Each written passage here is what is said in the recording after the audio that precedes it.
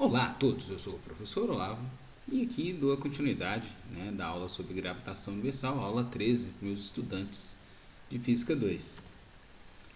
Nessa parte eu vou falar sobre planetas, satélites aplicados, aplicando as leis de Kepler, falar sobre satélites e órbita e finalizar com uma introdução sobre a gravitação universal no ponto de vista relativístico, utilizando os conceitos da relatividade.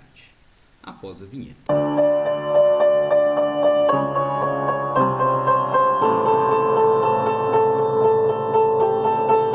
Bem, aqui essa imagem eu até já apresentei, mas ela mostra os planetas em tamanhos de escalas, mas não em distâncias. Bem, esse formato de sistema solar, ele foi alterado várias vezes durante a história. Na época dos gregos já tinha-se o conceito do geocentrismo e do heliocentrismo em conflito lá naquela ocasião. Aqui é um modelo já heliocentrista em que o Sol é o centro do nosso sistema solar e os outros planetas orbitam o astro maior, que é o Sol.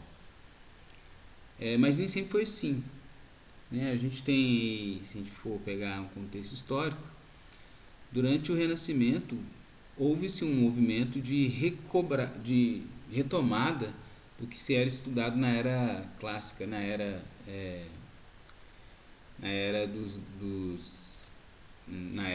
do advento grego e romano, isso na Roma já. Então havia esse conflito, por exemplo, um grande nome que eu vou citar aqui, antes de falar propriamente de Kepler, foi Tycho Brahe. Uma rápida biografia dele, ele foi um astrônomo observacional da era que precedeu a invenção do telescópio. Ele era conhecido por um dos caras que mais tinha dados observacionais do céu.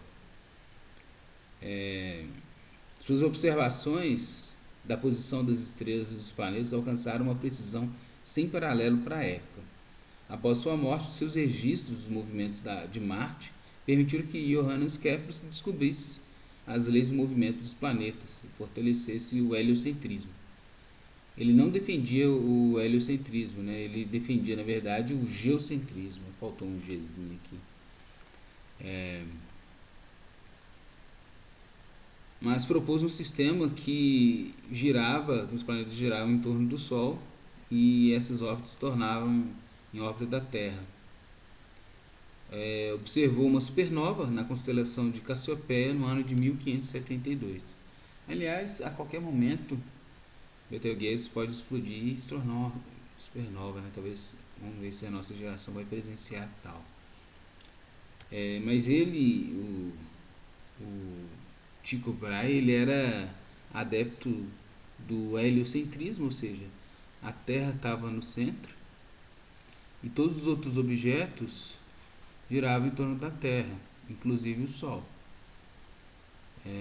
Só que ele colocou em volta do Sol alguns planetas girando em volta. Mercúrio. E outra coisa que ele usou também para explicar, colocar a Terra no centro, era o chamado epiciclos. O que são esses epiciclos? Um astro maior gira em torno de uma órbita em torno da Terra e outros menores circundam esse. Ou apenas um ciclo dentro de um ciclo. Então você tem o centro de rotação, por exemplo, de Marte. Aí acreditava que Marte girava em torno desse centro de rotação e esse centro de rotação transladava em volta da Terra. Isso para explicar o movimento retrógrado de alguns planetas, que são bem simples de ver se a gente observar aqui, com o Sol no centro, porque uma coisa que se vê é os planetas centrais. Aqui, quando você olha para um planeta mais externo, tem um momento que o planeta está aqui atrás, por exemplo. Você projeta o planeta numa posição no céu, aqui você anda, aqui o planeta anda um pouco menos, aí ele vai andando no céu. Então, se você for olhar, ele vai subindo aqui. Chega um momento que você está aqui, o planeta está aqui, que ele começa a voltar. Por exemplo, está aqui, você está aqui, ele começa, Você começa a ir mais rápido e ele ainda está dando a volta. Então é como se ele fizesse um desenho no céu de subida, chega um momento que ele volta para depois subir. Essa órbita a gente observa daqui da Terra em Marte, por exemplo. Aí para explicar esse movimento retrógrado dos planetas no desenho do céu, ele tomou parte do epiciclo. Nada mais é do que planetas orbitando em volta do Sol. Bem, então ele foi o mestre, né? Johannes Kepler foi o pupilo de Tycho Brahe. E ele também era heliocentrista até a morte de Tycho Brahe, né? Então, Johannes Kepler viveu numa época em que não havia nenhuma distinção clara entre astronomia e astrologia, mas havia uma forte divisão entre a astronomia, um ramo da matemática, dentro das artes liberais, e a física, que é um ramo da filosofia. Kepler também incorporou raciocínios e argumentos religiosos em seu trabalho, motivado pela convicção religiosa de que Deus havia criado o mundo, de acordo com o plano intangível, acessível através da luz natural da razão.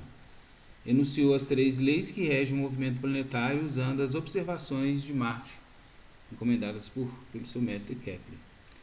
A gente acha peculiar alguém ter ligação religiosa com estrelas, mas isso ocorreu até bem pouco tempo. Não é escopo desse curso, mas em 1900 acreditava-se que existia o éter, que era algo que os astros se moviam, a luz se movia de acordo com esse éter. Só que não existe, a gente tem fora, não existe algo que é exoéter, esotérico. E isso foi comprovado com Einstein mais recentemente, mas isso é assunto para outro capítulo. Outros 2 grandes nomes que a gente não pode deixar de citar para a gravitação universal é Galileu Galilei, que foi o primeiro a utilizar uma luneta, na verdade um telescópio, né, para observar luas, observar a Lua e estrelas e outros planetas. Então ele é considerado um dos pais da física experimental, no sentido de fazer testes mesmo, e não só enunciar leis. Então, rapidamente, ele desenvolveu os primeiros princípios sistemáticos do movimento uniforme acelerado, do movimento de pêndulo. Descobriu a lei dos corpos, enunciou o princípio da inércia e o conceito de referencial inercial. Tanto que realmente a primeira coisa que a gente estuda é a relatividade de Galileu, para depois ir para a relatividade de Einstein. Galileu melhorou significativamente o telescópio refrator e ele descobriu manchas solares, montanhas em luas, fases em Vênus, 4 satélites em Júpiter, anéis em Saturno, que ele achou que era um planeta com orelhas. Se vocês pesquisarem na rede, vocês vão achar que ele desenhou Júpiter assim, Saturno assim primeiro, um planeta com 2 orelhas. Depois que se descobriu que na verdade é algo assim, né? Não está muito errado de ter observado a resolução que ele tinha, né? A luneta dele aumentava 23 vezes. Bem, contudo, a principal contribuição foi para o método científico, como eu já falei, né? Que ele foi o cara que inventou a metodologia, o teste, e não aceitar fazer testes. Outro grande nome é o Sir Isaac Newton, nasceu na noite de Natal de 1643, então se a gente pode ver aqui, os 2 não interagiram, foi um ano depois da morte de um, nasceu o outro. Foi o cientista inglês, descobriu a lei da gravitação universal, que a gente já falou dela já no início, publicou diversos trabalhos sobre mecânica, astronomia, física, química, matemática, alquimia. Há também escrito sobre teologia. Newton desenvolveu as ferramentas matemáticas para exprimir os fenômenos que observava, criando a chamada matemática dos fluxões, que são as derivadas, em relação ao tempo. Newton construiu o primeiro telescópio reflector, né? Então refrator, que era de lente, e reflector, que é utilizando espelho. E desenvolveu a teoria das cores baseada na observação de que um prisma decompõe a luz branca em várias outras cores visíveis, né? Então é o conceito de espectro. Newton foi considerado o cientista que causou maior impacto na história da ciência. Bem, dada essa parte historiográfica mais rápida aí, a gente começa a falar sobre as leis de Kepler.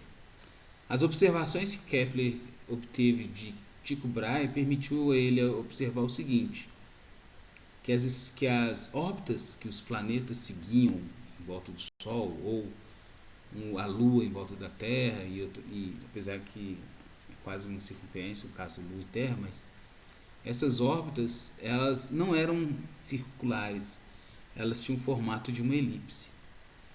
Uma elipse nada mais é do que um objeto geométrico em que a soma da distância de um dos pontos que a gente chama de foco até tocar nessa figura e chegar no outro foco, essa soma, essa distância é sempre a mesma. Então, se eu sair daqui, toquei aqui e vim aqui, esse tamanho é o mesmo de eu tocar aqui e ir lá para o outro, que é o mesmo tamanho de bater aqui e ir para lá, que é o mesmo tamanho de ir lá na frente e voltar. Todas essas linhas que eu tracei, elas são do mesmo tamanho. Tanto que uma maneira esperta de desenhar uma elipse é utilizando essa que está ocorrendo nesse GIF que eu coloquei aqui da Wikipedia Commons. Você estica uma corda e com um prego você risca as proximidades dessa corda esticando assim. Então, um planeta de massa m em órbita elíptica em torno do Sol, por exemplo, o Sol, a massa m maiúsculo, ocupa um dos focos da elipse. Tá aqui. Então, o Sol é aqui, aí o outro planeta vai chegar um momento que vai se aproximar do Sol e o outro vai se afastar. Ele até fala aqui, ó, os dois focos ficam localizados a uma distância do centro, né, da elipse, onde é a excentricidade da elipse, que é o quanto que ela é circular, né? A excentricidade está relacionada com quão alongada ou circular é essa elipse. O semeixo maior da elipse a uma distância RP, é o periélio, que é o ponto mais próximo, e a distância do afélio, que é o ponto mais afastado. Então aqui a gente tem um periélio e um afélio. Aí uma recomendação de filme aí, ó, um filme chamado Alexandria, em português, conta a história de...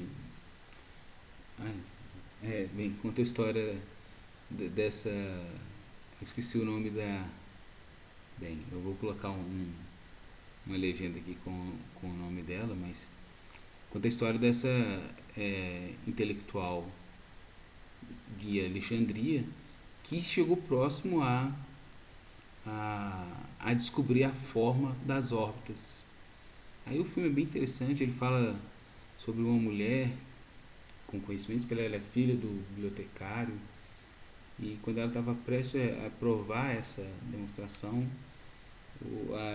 a igreja, na ocasião, em expansão, o cristianismo em expansão, atacou a Alexandria e queimou os papiros e tudo. O filme em inglês o filme originalmente chama Ágora. Bem, a segunda lei de Kepler, ela fala sobre o tempo necessário para você fazer uma órbita. Então, por exemplo, a gente pode falar que o planeta, isso aqui, ó, a segunda lei de Kepler fala o seguinte, que um planeta, quando ele dá uma volta em torno do Sol, por exemplo, ou a Lua em volta da Terra, ela vai percorrer áreas iguais em tempos iguais. Significa o quê? Deixa eu aproveitar esse desenho aqui, né? Vamos supor que esse planeta saiu desse ponto aqui e veio até aqui. Aí ele gastou um certo tempo para fazer isso. Então eu gosto de brincar com as crianças falando o seguinte: imagina uma gigantesca corda cheia de tinta que liga o Sol até um planeta. Aí à medida que o planeta anda, essa corda vai sujando o caminho fazendo essa área. A segunda lei fala o seguinte: se ele gastou, sei lá, vou colocar um mês para andar daqui até aqui, quando ele está longe, ele anda dessa quantidade. Então ele gastou um mês daqui até aqui, ó. se esse tempo aqui também foi de um mês, quer dizer o quê? Que esse planeta, essa área que eu desenhei do lado de cá, é igual à área que eu tenho do outro lado aqui. Ou seja, o planeta percorre áreas iguais em tempos iguais. Aí subentende o quê? Que se você pegar vários planetas em órbita, os planetas mais internos, né, vamos supor que um mês ele tem que fazer uma área igual do planeta mais externo, porque surge essa área aqui, ó. Um planeta mais externo, para surgir essa mesma área, ele precisa andar só um pouquinho. Isso significa o quê? Que os planetas internos dão volta mais rápida em volta do Sol do que os planetas externos. Tanto que Plutão ele demora cerca de 370 anos para dar a volta completa no Sol. E ele foi descoberto há 340 anos. Ou seja, ele ainda, desde quando ele foi descoberto, ele ainda não voltou no mesmo lugar que ele foi visto pela primeira vez. E aqui tem uma demonstração sobre essa lei, que é a seguinte: vamos supor que essa área aqui, para eu percorrer essa área, eu ande aqui um arco de circunferência, que ele vai aproximar por R delta θ, onde θ é o ângulo que ele faz com o zero aqui, então ele vai de θ até um pedaço de θ. Então esse arco de circunferência aqui, aproximadamente, a gente pensar aproximadamente circular, né? Um R delta θ. Então esse é o tanto que ele anda ali, delta L, delta comprimento, né? Para eu olhar essa área, eu tenho que fazer qual conta? Eu tenho que pegar o meu raio e multiplicar por esse comprimento, que é aproximadamente a área da base aproximadamente uma figura assim, base vezes altura, né? Um triângulo aqui, né? Que é base vezes altura sobre 2 aqui. Então por isso que a área que o cara percorre, que esse cara percorre, pode ser dado por meio de R quadrado delta θ. Se eu derivar essa área no tempo, né, olhar a variação da área no tempo, é a mesma coisa de fazer um dA dt. Um dA dt aqui vai ser então meio de R ao quadrado d θ dt, que é a velocidade angular. Então chega nessa equação aqui, ó, onde o ômega é a velocidade angular, ou seja, tem a ver com o voltas por segundo em torno do Sol. Por outro lado, se a gente olhar o momento angular, lembra, o que é o momento angular? É R, VEC, massa, velocidade. Só que massa, velocidade, L é igual a R. Aqui, primeiro, eu estou considerando que o momento angular está a 90 graus. Por exemplo, a velocidade, ela sempre está a 90 graus do R. Né?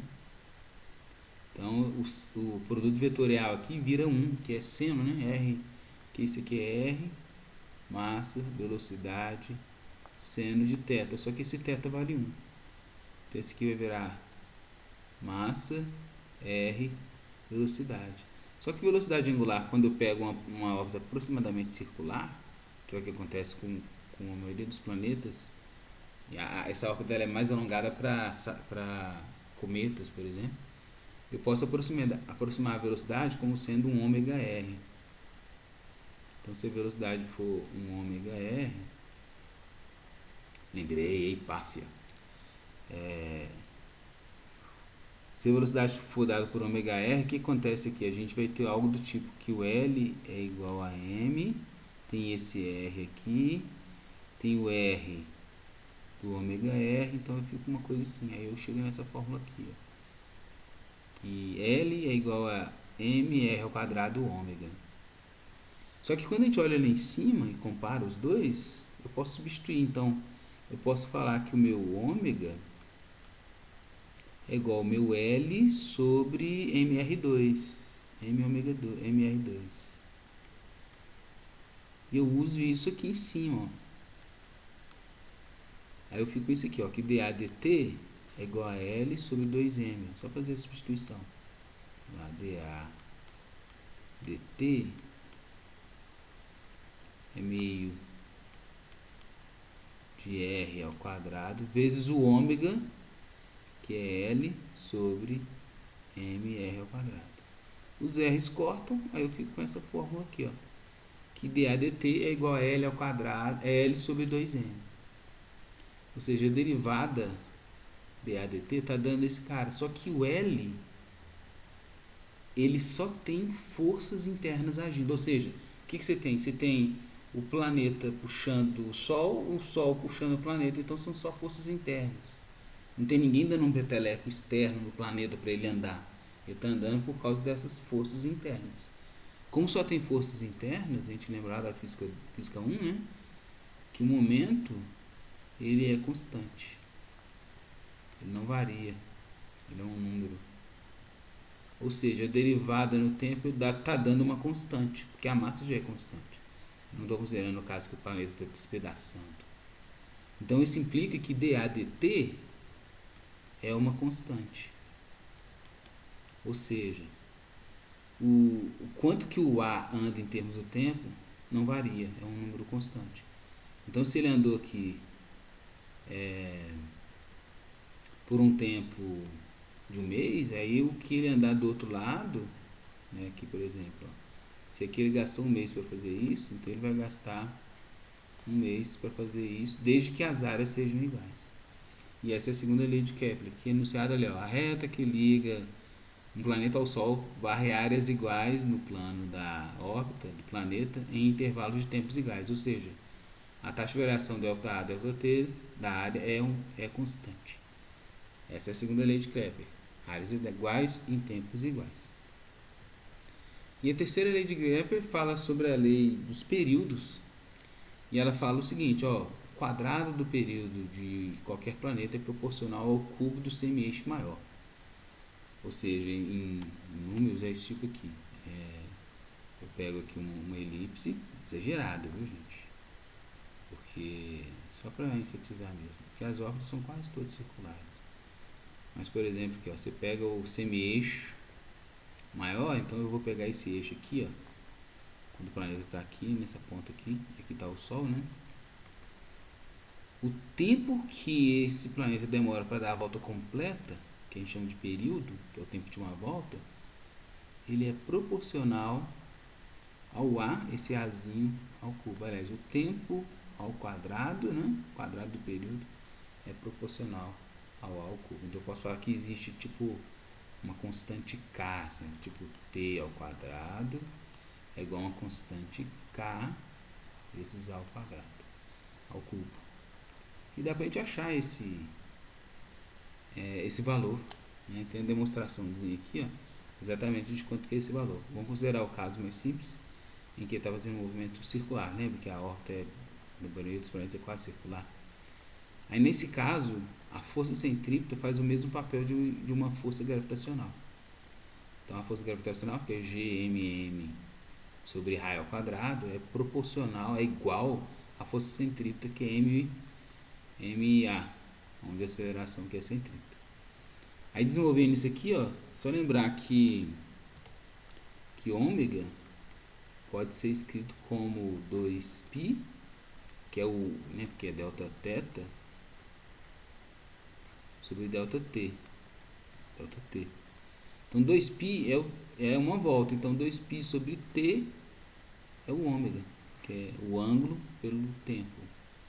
Então o que acontece aqui, ó? Então G m do planeta m sobre r ao quadrado, que é a órbita aqui, ó, vai ser igual a m r vezes o ômega ao quadrado. O ômega ao quadrado é 2π sobre t, isso aqui tudo ao quadrado.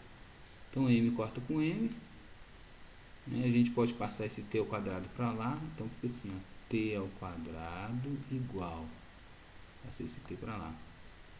O r sobe, então vai ficar um r ao cubo, que é esse quadrado com aquele r, e sobrou aqui, ó, o 4π ao quadrado, que já estava aqui, dividido por Gm. Então, essa aqui é a terceira lei de Kepler, né? Deduzida aí. Então, aqui está exatamente a lei que a gente obteve. E aqui um quadro, por curiosidade aí, que mostra o tempo de volta e os raios, as distâncias entre os planetas, para a gente fazer essa conta aí. Por exemplo, Mercúrio, o semeixo dela lá é de cerca de 5,7 vezes 10 a 10 km, 10 a 10 metros, e ela demora 0,2 anos para dar a volta. A Terra demora um ano, está 150 milhões de quilômetros. Aqui está 220 milhões de quilômetros, demora quase o dobro de tempo para completar um ano. E aqui eu falei de Plutão, né? Olha só, Plutão, na verdade, demora 248 anos para dar a volta. Ele foi descoberto há 230 anos, ou mais ou menos. Ele ainda não conseguiu dar uma volta completa. Assim, antes de falar sobre Einstein, tem aqui também a questão das órbitas, que é agora o ponto que eu vou falar, que eu comecei a citar na aula passada, que a gente viu que a aceleração da gravidade, né, ela é o que? Ela é o G, massa do planeta, sobre R quadrado. Aí quando a gente pensa, lá dentro da Space, da ISS, os objetos estão sem gravidade. Está errado, é mentira. O que acontece lá é o seguinte, está tudo em órbita. A órbita é como se fosse, eu até falei sobre a velocidade de escape, né? Mas você está aqui no planeta, aí o que acontece? A órbita é isso aqui, ó. Você está com velocidade para frente aqui, circulando o planeta, né? Então, isso aqui é como se fosse você estar em queda livre. Quando o paraquedista pula, né, atinge a velocidade terminal, se ele está segurando uma caneta e solta essa caneta, a caneta continua caindo com ele. Então, o tempo todo que ele olha para a caneta, está na frente dele, então é como se a caneta estivesse flutuando na frente dele, ele em queda livre. No espaço é a mesma coisa.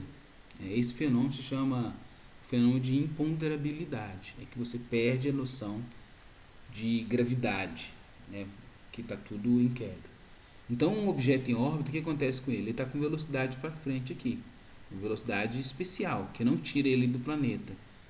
Se ele ultrapassar essa velocidade, ele sai, que é a velocidade de escape, e se diminuir essa velocidade, ele cai. Então, ele está com velocidade em volta do planeta aqui. Então, o que está acontecendo? Na verdade, ele está caindo em direção ao planeta, só que essa órbita, essa velocidade, corrige ele. Ele cai em direção ao planeta, corrige. Cai, corrige. Só que isso é microscopicamente. Você nem percebe que você está caindo. Então, quando você está circulando o planeta e solta uma caneta de dentro da ISS, tanto a ISS quanto você estão em órbita, então você vai ver esse cara aqui movendo. Então, o seu corpo tem a sensação que está sem gravidade. Só que lá existe sim gravidade. Isso é muito importante entender. Por quê? Qual que é a gravidade lá? Depende da altura que você está. Lembra? A gravidade está relacionada com esse raio aqui, ó. Então lá a gravidade não é zero. Aliás, ela é bem grande. Ela deve ser da ordem de 7, 8 Gs. É 0,7, 0,8 uma gravidade.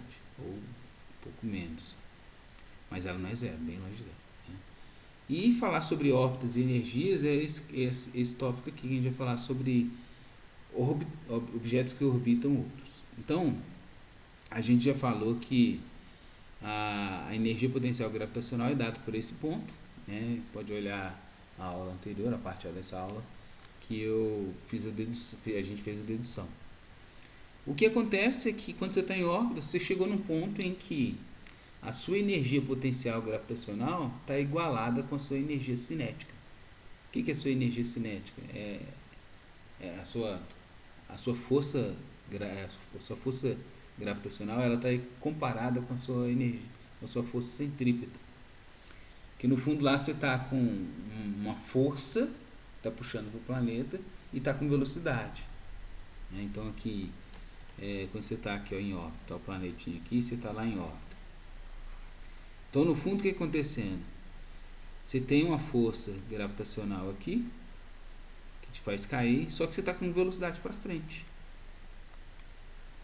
Então, quando você está em órbita, você meio que equiparou a sua resultante das forças é a própria gravidade. Então, a sua força centrípeta, que é esse resultante das forças do movimento circular, é a própria gravidade. Então as condições para você estar em órbita são essas aqui, ó. Sua força gravitacional igual a sua força de rotação. Então quando você compara essas duas coisas, né, que você vê aqui, ó, que a energia cinética, se você for olhar a energia cinética, meio de m, então você corta esse m com esse m aqui, e você descobre que a velocidade necessária para você permanecer em órbita é essa aqui, ó, g mão sobre r, né, porque esse r corta com esse r, fica um r sozinho, o mzinho corta com o mzinho, aí você descobre que a sua velocidade necessária para a órbita é essa daqui. Se essa aqui é a minha velocidade necessária, qual é a minha energia cinética? Energia cinética é meio de mv2 sobre 2, meio de mv2. Só que v2, a gente viu aqui, ó, ele é esse valor. Então você olha aqui, energia cinética igual a meio de m mão g sobre r. Só que isso aqui é exatamente metade da energia potencial gravitacional. Então por isso que ele conclui aqui, ó. Se você ficar na órbita circular em torno da Terra, você precisa que a sua energia cinética seja metade da sua energia potencial gravitacional. Aí a sua energia potencial gravitacional depende da altura, né? Aqui, ó. Quanto mais alto, menor é a sua energia potencial gravitacional, né? Logo, menor será a sua energia cinética, né? Então, ficar em órbita nas proximidades da Terra é mais caro do que em órbitas mais altas. Aí tem essas implicações aí, ó. Então a energia mecânica total do satélite é dada por esse valor aí, ó. Quando você pega a energia cinética e a mecânica, você vai ter esse cara aqui, esse meio de GMM sobre 2L. Então, ó, esse resultado mostra que para um satélite em órbita circular, a energia total é o negativo da energia cinética em órbita circular. Para um satélite em órbita elíptica, com semi-eixo maior A, podemos substituir R por A e construir essa equação que está logo abaixo aí, ó. Então, vai ficar de 2R, fica 2 e o eixo maior. Resumidamente, geralmente, o eixo maior é o que mais comanda na hora que você está fazendo cálculos com gravitação. E por último, e não menos importante, falar rapidamente sobre a relatividade de Einstein, a gravitação, porque tem um curso todo direcionado para essa parte. Mas o curso começa falando o seguinte, que na relatividade de Galileu, a gente não consegue diferenciar a situação em que você está parado, ou seja, em equilíbrio estático, com a situação em que você tem equilíbrio dinâmico. O que é o equilíbrio dinâmico? Velocidade igual a velocidade constante. Então esses dois fenômenos não têm diferença. Aí daí começa toda a relatividade, porque aí você descobre que a luz ela sempre tem a mesma velocidade. Para a luz ter a mesma velocidade, você precisa mudar o espaço e o tempo, e aí você descobre que referenciais que têm velocidade, o tempo e o espaço deles são medidos de forma diferente de referenciais parados, e assim por diante. Nasce toda a relatividade restrita, que tem a ver com velocidades constantes dos objetos. A relatividade geral, que está até ilustrada aí, ó, ela fala o seguinte, que você não consegue diferenciar esses dois fenômenos. Você está num planeta com aceleração da gravidade A, que é que você solta uma coisa, ela cai com aceleração, adquire aceleração, ou você está em um foguete acelerado de A para cima, né? Então, a base do... Como lá na relatividade restrita não tinha diferença entre velocidade constante e velocidade igual a zero, aqui você não consegue diferenciar a aceleração constante de atração gravitacional de um planeta. E aí começa a relatividade geral. E eu gosto de falar com meus alunos o seguinte, ó, imagina o seguinte, velocidade já altera o espaço-tempo. Ou seja, o referencial com velocidade, o tempo e o espaço passam diferentes para esse referencial do que outro parado. Se a velocidade já altera o espaço-tempo, imagina a aceleração, que é a variação da velocidade. E assim começa a relatividade geral. Como você não consegue diferenciar esses dois referenciais aqui, ó, de um acelerado de um planeta, você tem implicações, alterações no espaço-tempo por causa da aceleração de um objeto, que é a mudança da velocidade. E então você pode ter você sofre também alterações no espaço-tempo devido à gravidade. Resumidamente é isso. E realmente é um experimento bem simples de entender. É o seguinte: a gente está aqui na Terra e na alta atmosfera, partículas vindas do Sol colidem com a nossa alta atmosfera e produzem partículas que são os táquions que duram milissegundos. Quando a gente está aqui na Terra,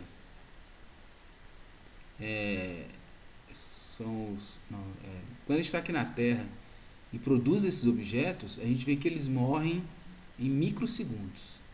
No entanto, esses objetos que são produzidos no alto da atmosfera, eles conseguem chegar até a gente. E para sair da alta atmosfera e chegar até a gente, ele demora cerca de 10 vezes mais o tempo do que eles duram aqui. Muitas vezes mais o tempo que dura aqui. Só para vocês entenderem, vamos supor, estou exagerando, claro que o número é micro, milésimos de segundos, né? Nanosegundos. Então em um nanosegundo ele morre, ele é criado aqui e morre. Quer dizer o quê? Que o tempo de vida desse objeto que a gente cria é de um nanosegundo. Só que o que é criado aqui demora, sei lá, um milissegundo para chegar aqui. Ou seja, esse aqui, ele viajou 1000 vezes mais, ele durou 1000 vezes mais do que o que foi produzido na Terra. Por que isso acontece? Porque o tempo para esse cara está passando diferente do tempo desse cara. Ou seja, o que foi produzido na atmosfera e desceu, ele está sob uma gravidade diferente do que está aqui nas proximidades. Além de ter velocidade, se bem que os dois podem ter a mesma velocidade, né? Mas o que está diferenciando um do outro é que esse que está sob uma ação da gravidade diferente do que está aqui no solo. E essa é uma das evidências que a aceleração da gravidade altera o espaço-tempo em volta. Daí vem a fama dos buracos negros, né? Lembra que eu falei que o buraco negro nada mais é do que um objeto que tem uma massa gigantesca e um raio pequeno? Essa massa aqui faz com que esse cara tenha uma aceleração da gravidade monstruosa, né? Porque se a massa dele é grande e o raio é pequeno, então a aceleração da gravidade nas proximidades de um buraco negro é monstruosa. E como a gente viu que a aceleração da gravidade altera o espaço-tempo, imagina o estrago que um buraco negro não faria na sua volta.